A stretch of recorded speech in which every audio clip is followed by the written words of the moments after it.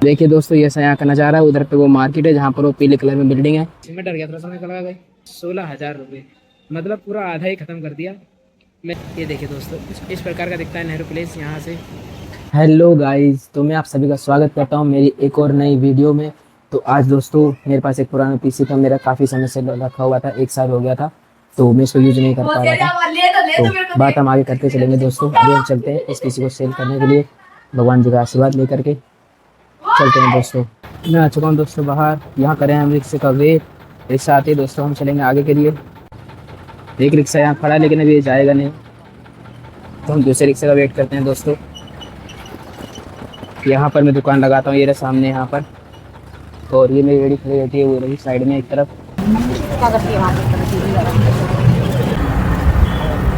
Hello guys, तो देखिए मैं आ चुका हूँ अपनी ग्रामीण सेवा में, और ये चल पड़ी है रिठाला के लिए। तो हम रिठाला पहुँचते हैं, उसके बाद मिलकर बात करते हैं। मैं बताता हूँ आपको दोस्तों कि मैं पीसी क्यों जा रहा हूँ बेचने के लिए।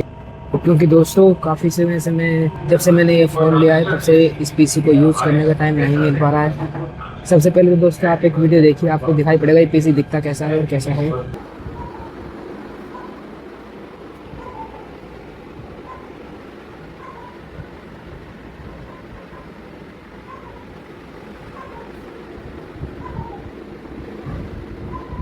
ये वीडियो आपने देख लिया, आप समझिए दोस्तों कि समझ लिए कम से कम 80 से 90 हज़ार रुपये का मेरे को उसमें इन्वेस्ट हो चुका है। और जो मेरी 2-3 छुट्टियाँ हो गई हैं वो अलग। लेकिन दोस्तों मेरे को इस पीसी को फिर भी बेचना पड़ेगा, क्योंकि जब से मैंने ये फ़ोन लिया है तब से मुझे पीसी यूज़ करने का समय नहीं मिल पा रहा है। और फ़ोन से ही दोस्तों एडिटिंग और वीडियो वगैरह बनाने का काम मैं कर लेता हूँ। तो इसलिए दोस्तों मैं सोच रहा हूँ काफ़ी समय से इसको रख के क्या फ़ायदा, तो पीसी सेल करना ही बेहतर रहेगा।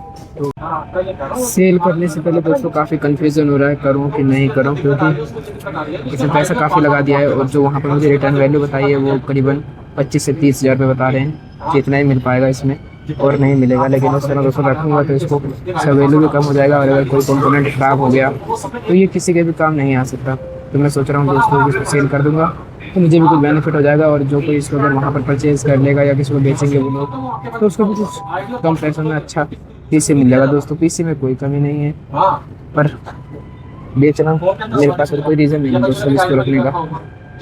अभी आगे चल के दोस्तों मेरे पास काम थोड़ा बढ़ जाएगा तो मैं इसको टाइम नहीं दे पाऊँगा, क्योंकि मैं अभी भी नहीं दे पा रहा हूँ। अभी तो फिर भी हफ्ते में एक बार या 15 दिन में एक बार हाथ लगा पाता हूँ, लेकिन फिर दोस्तों और काम बढ़ जाएगा तो बिल्कुल ही समय देना मुश्किल हो जाएगा दोस्तों मेरे लिए।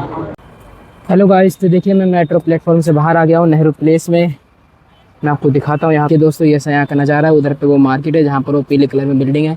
हम वहाँ जाएंगे और देखेंगे लोग कैसे हमसे डील करते हैं, और मुझे किन किन मुसीबतों का सामना करना पड़ता है, क्या क्या चीज़ होती है, उसके बारे में भी चर्चा करेंगे दोस्तों।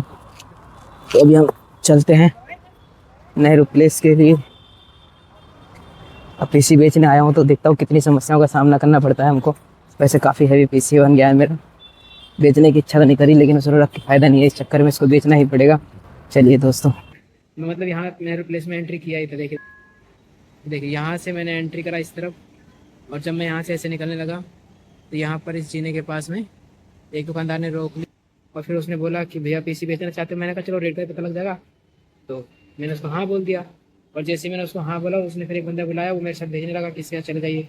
तो उस जगह जाने लगा तो मुझे पहले तो वो खाली जगह पर लेकर गया, मतलब बिल्डिंग, पता लगा पीसी भी छीन जाए बट पैसे भी चले जाए, डर गया थोड़ा सा दोस्तों में।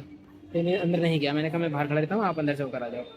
फिर मैं बाहर आ गया तो वो बंदा मेरे साथ साथ आया। फिर उसने मुझे यहाँ इस दुकान में, दिव्या कंप्यूटर नाम से जो दुकान है, इस दुकान पे मुझे बात करवाई। तो उसने पूरा अनुमान लगाया, 10-15 मिनट बैठा, पीसी चेक किया कैसा है कैसा नहीं है, और फिर उसके बाद उसको फाइनल रेट बताया 35,000 रुपये। मैंने कहा सर ये तो बहुत कम हो जाएगा, कम से कम 50,000 रुपये मैं एक्सपेक्ट कर रहा था। तो फिर उन्होंने मुझे बोला कि नहीं इतने का नहीं जाएगा, आप ट्राई कर लो। तो फिर वो आदमी दूसरी जगह लेकर जा रहा था मुझे, पर मैंने मना कर दिया, मैंने कहा नहीं।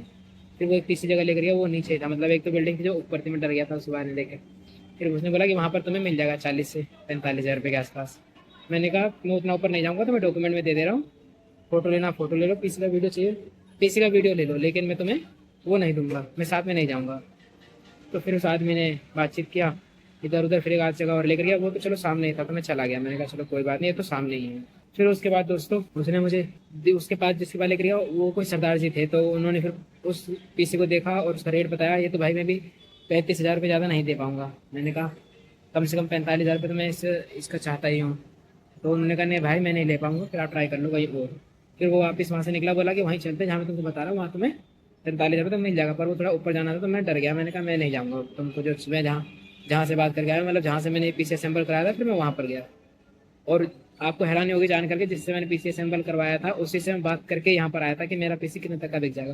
पहले तो वो बोला था 25 से 30,000 रुपये का। मैंने कहा चलो कोई बात नहीं, आ जाऊँगा तो बेच दूंगा 25 से 30,000 रुपये का। लेकिन फिर उसके बाद उसने उस पीसी का रेट बताया 16,000 रुपये, मतलब पूरा आधा ही ख़त्म कर दिया। मैंने कहा चलो भाई मैं तो नहीं दूंगा 16,000 रुपये का। मैं तुरंत ही वहाँ से निकल गया, फिर ज़्यादा उससे बोला ही नहीं। और उसके बाद फिर दोस्तों मैं यहाँ पर आया वापस इन्हें अंकल के पास। मैंने बोला कि चलो अंकल जी कोई बात नहीं, आप ही ले लीजिए। वो तो मुझे 37,000 रुपये देने के तैयार है, आप मुझे 37,000 रुपये दे तो मैं आपको देता। तो वो अंकल बोले कि नहीं भाई 35,000 रुपये ज़्यादा मैं दे नहीं पाऊँगा। मतलब देख लो दोस्तों बार्गेनिंग का कितना फ़ायदा है।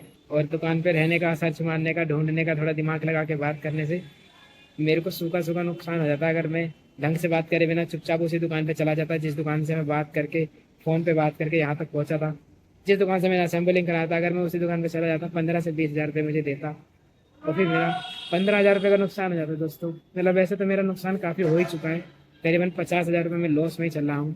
लेकिन कोई बात नहीं, क्योंकि अगर मैं उसको और रखता तो हो सकता था कि वो और पीसी का रेट गिर जाता, फिर वो उस प्राइस में भी ना जाता जिस प्राइस में मैं उसको आज सेल कर पाया हूँ 35,000 रुपये का। हो सकता है मुझे इससे भी कम में सेल करना पड़े। मतलब ये समझ लीजिए आपके मेरे को मतलब पूरा 15,000 रुपये बचा है, लेकिन वैसे तो लॉस में ही है, लेकिन फिर 15,000 मुनाफा हुआ इस चीज़ का कि मैंने दिमाग लगा करके बात किया।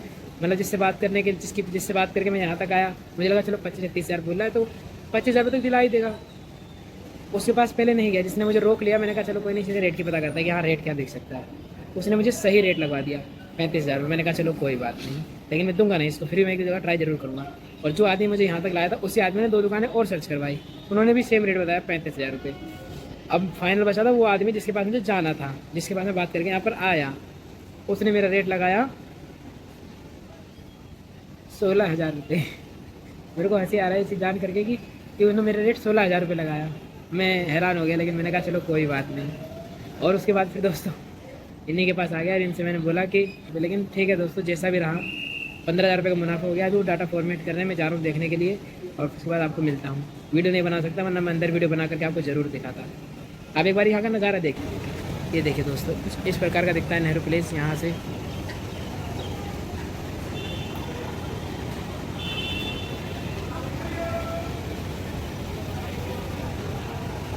लोग कहते हैं काफ़ी गंदी जगह है, लेकिन दिखने में तो काफ़ी साफ़ है। ये एक किनारे किनारे कुछ गंदे हैं, ऐसी बात नहीं है।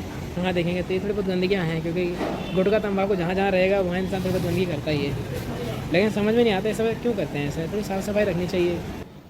तो दोस्तों फाइनली मैंने अपना पीसी सेल कर दिया है, उन्होंने हार्ड ड्राइव मुझे खाली करके दिखा दिया है। अब मैं जा रहा हूँ नीचे की तरफ, कुछ खाएँगे और उसके बाद फिर अपने घर जाएँगे। थक गया हूँ दोस्तों, लेकिन ये बात है कि ठीक है। मैं यहाँ पर लेने की इच्छा तो बहुत कुछ करी, लेकिन लूँगा नहीं, क्योंकि फालतू पैसा नहीं फंसाना चाहिए कहीं पर। वैसे भी 35,000 रुपये मिला है, काफ़ी लॉस में गया है, लेकिन कोई बात नहीं, चल जाएगा। कभी कदार तो थोड़ा बहुत घाटा भी सही होता है।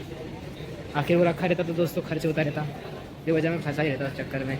तो इससे बेहतर हुआ कि मैंने उसको सेल ही कर दिया। काफ़ी भूख लग रही थी दोस्तों, सुबह करीबन 12 बजे पहुँचा था, 4 बज चुका है। और अभी दोस्तों मैं यहाँ इस दही बल्ले की दुकान से, मुकेश जी के नाम से है, ये इनके दही बल्ले लिए हैं मैंने। इसको हम खाएंगे और बताएंगे टेस्ट कैसा है। बने रहिएगा वीडियो में। दही बल्ले दोस्तों ठीक थे, मैंने खाए, मुझे तो ठीक ठाक लगे, लेकिन 50 रुपये के हिसाब से काफ़ी कॉस्टली है। बाकी दुकान पर भीड़ देख सकते हैं, भीड़ ख़त्म ही नहीं हो रही। हम खुले के पास लगे पड़े, एक बार में 10 पत्तल रेडी कर रहे हैं और 10 के 10 बिक जा रहे हैं। खैर मार्केट में तो भीड़ तो होगी थोड़ी। हेलो दोस्तों, तो आपको मेरा ये वीडियो कैसा लगा कमेंट करके ज़रूर बताना। चैनल पर नए हो तो चैनल को सब्सक्राइब कर लीजिए और मेरी वीडियोस को लाइक ज़रूर करना।